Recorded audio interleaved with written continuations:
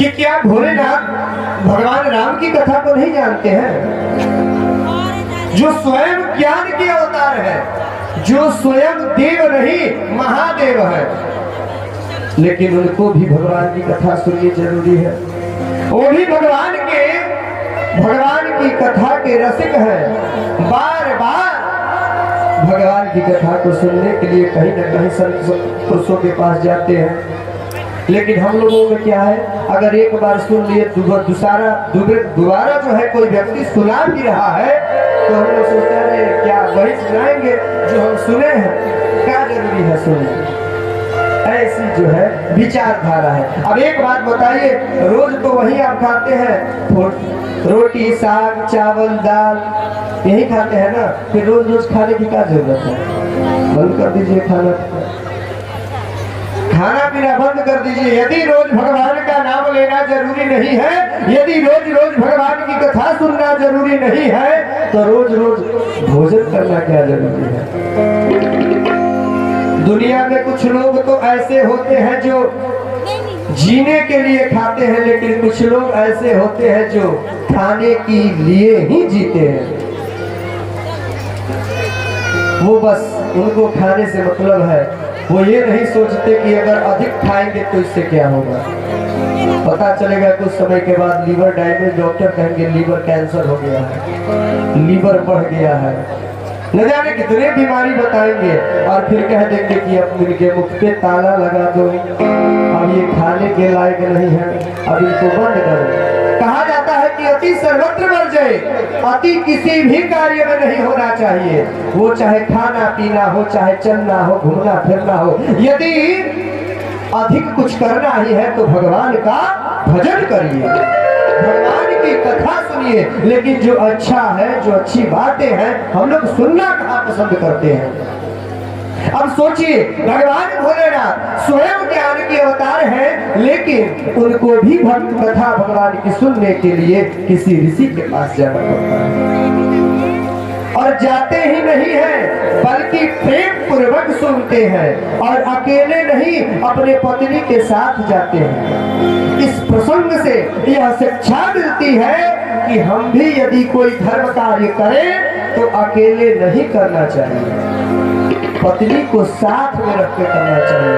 अगर पत्नी कर रही है तो पति को साथ में रख ले, यदि पति कर रहा है तो पत्नी को साथ में रख ले।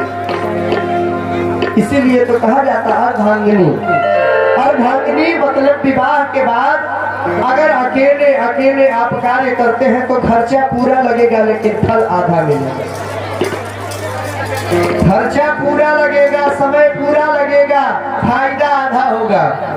क्यों? क्योंकि आपने अपने अर्धांगिनी को अपने साथ, जब आप ही पूर्ण नहीं है तो आपको पुण्य फल की प्राप्ति कैसे हो सकती है। इसलिए कभी भी बहुत लोग ऐसे होते हैं कि अगर माता जी लोग 2-4-10 मिनट तैयारी होने में समय तो लगता ही है। आजकल हमको लगता है कि जितने समय पंडित जी शादी कराने में नहीं लगाते हैं, उससे 3 गुना अधिक ब्यूटी पार्लर वाले ले जाते हैं। पंडित जी अगर विवाह कराने बैठ जाए तो लोग तुरंत कहना शुरू करते हैं, अरे पंडित जी महाराज जल्दी विवाह कराइए। अब तो दूसरे की बात हटाइए, खुद दुल्हा दुल्हन कहते हैं कि पंडित जी बैठा नहीं जा रहा, जल्दी से विवाह कराइए, ना हो तो कुछ सीताराम कर लीजिए, कुछ सीताराम कर लीजिए, मतलब कुछ दान दक्षिणा जो है गुप्त रूप से हम देते हैं ले लीजिए, विवाह जल्दी करवा दीजिए। लेकिन पार्लर में मत पूछिए, लाइन लगा के खड़े रहते हैं। अब सोचिए, एक समय क्या हुआ कि एक दुल्हा थे, बेचारे बहुत पढ़े लिखे थे, अमेरिका में इंजीनियर थे, पत्नी भी ब्रिटिश में रहती थी। ना दुल्हा कम है ना दुल्हन कम है।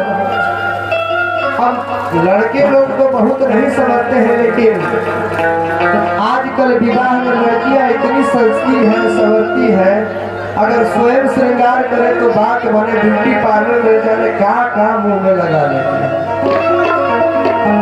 अब वो ब्रिटिश की रहने वाली दुल्हन थी, अब वो ब्रिटिश वाली कन्या जब हिंदुस्तान के ब्यूटी पार्लर में गई तो ब्यूटी पार्लर वाली बोली कि देखो आपको तो ढंग से जो है मेकअप करना पड़ेगा, आपको बढ़िया से सजाना धजाना पड़ेगा, क्योंकि आप काम से इतनी थक गई है कि आपकी त्वचा जो है सिकुड़ गई है, इसको हम अच्छे तरीके से जो है मेकअप कर देते हैं, आप सुंदर लगेंगी।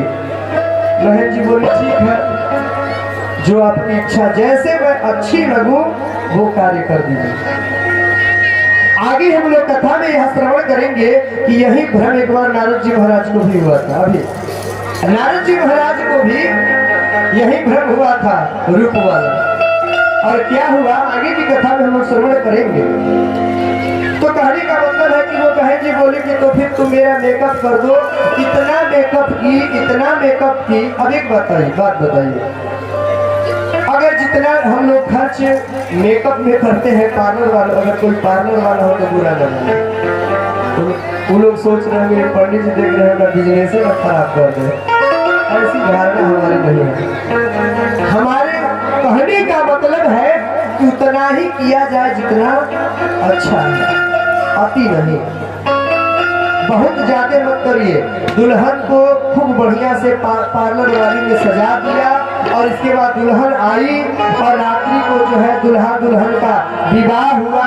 विवाह में दुल्हे ने अपने पत्नी को एक कंगन पहना दिया। माता जी ने दिया था कि बाबू बेटा ऐसा है जो अपने पत्नी को, ये हमारे पुरखों का निशानी है, इसको अपने पत्नी को पहना देना। जो है दुल्हा जो था अपने पत्नी को कंगन पहना दिया। अगले दिन विवाह होने के पश्चात अब जब कंकड़ छूटता है घर में तब तो लोग नहाते हैं, ऐसा ही होता है ना।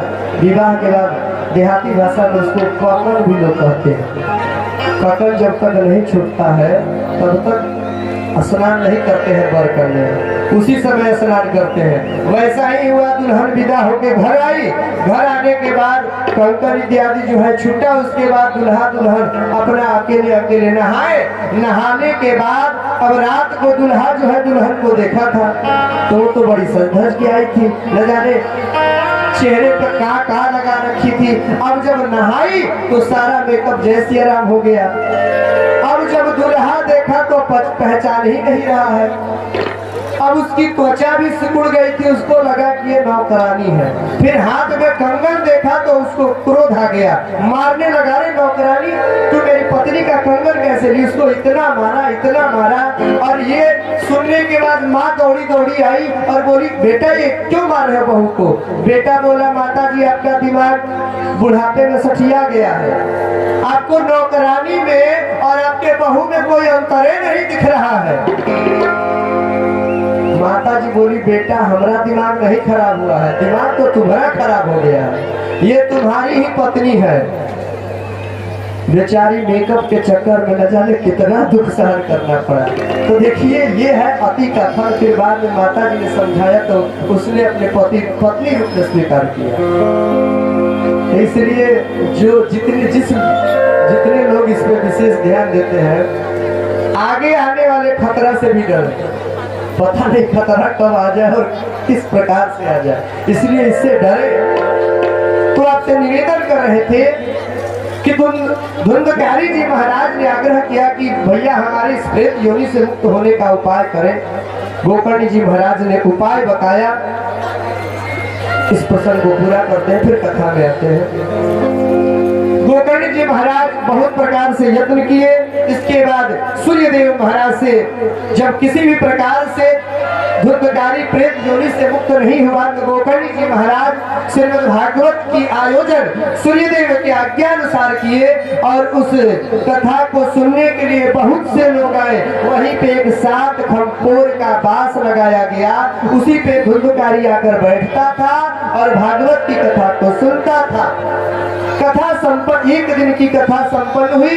एक पोर बांस फट गया, दूसरे दिन दूसरा, तीसरे दिन तीसरा, इस प्रकार से 7 दिन में 7 पोर फट गया।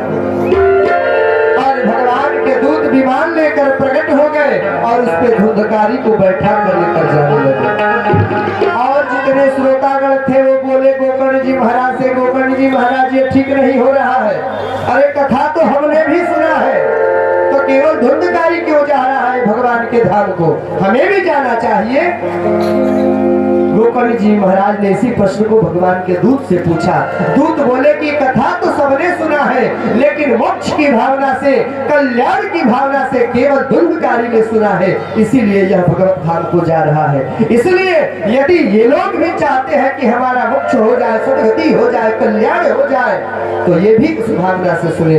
कहा जाता है कि जाकी रही भावना जैसी, हरि मूरत देखी दिन तैसी। जिस भावना के साथ आप कथा श्रवण करेंगे, जिस भावना के साथ आप भगवान की पूजा करेंगे, आपको उसी प्रकार के फल की प्राप्ति होगी। तो कहने हम आपसे निवेदन कर रहे थे कि कथा में आए तो प्रेम और श्रद्धा पूर्वक कथा को सुने, कथा सुने और उस कथा को घर जाकर मनन करें, चिंतन करें और धीरे धीरे उस कथा को अपने जीवन में उतारें। भगवान ने ऐसा किया तो क्यों किया, हमें करना चाहिए कि नहीं? यदि भगवान ने किया तो हमें भी करना चाहिए।